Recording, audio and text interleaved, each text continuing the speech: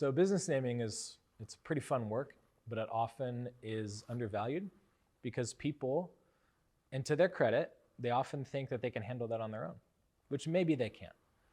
But what we find is that there's always wisdom to be gleaned from a fresh perspective and a new set of eyes.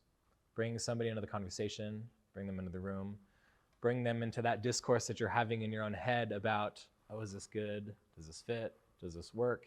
Can I actually own it? Am I going to get sued by somebody? And we help you work through all of that.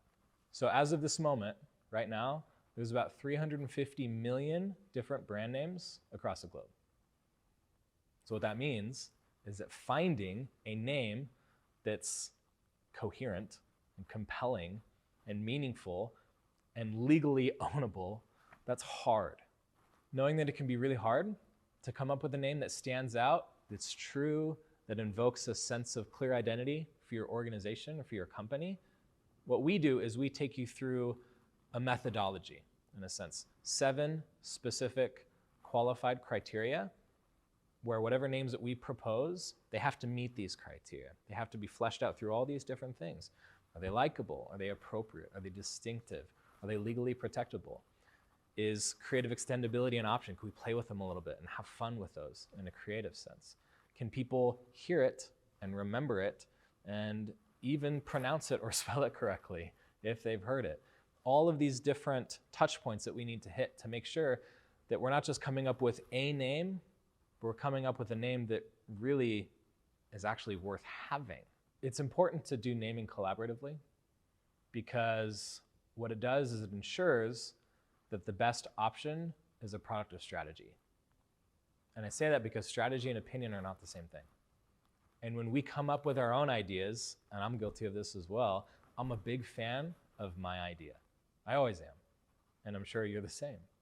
But we want strategy to win out over opinion. So the dialogue, the collaboration that comes from doing this work with a team really helps make sure that the best product, the best name, is a result of that collaborative work.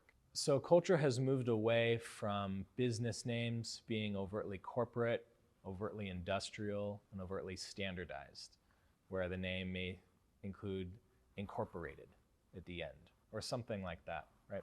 People make decisions based on who they believe they are, what they care about, and what they want to see happen in the world. And the value of a name is not only that it becomes that primary label or reference point or word that's associated with the organization and the organization's ideas, but it can then show up in all the ways that that brand markets, the ways that that brand looks in physical environments. It should also be indicative of the types of experiences that customers have with the brand. So names are very powerful, and names have a lot of value.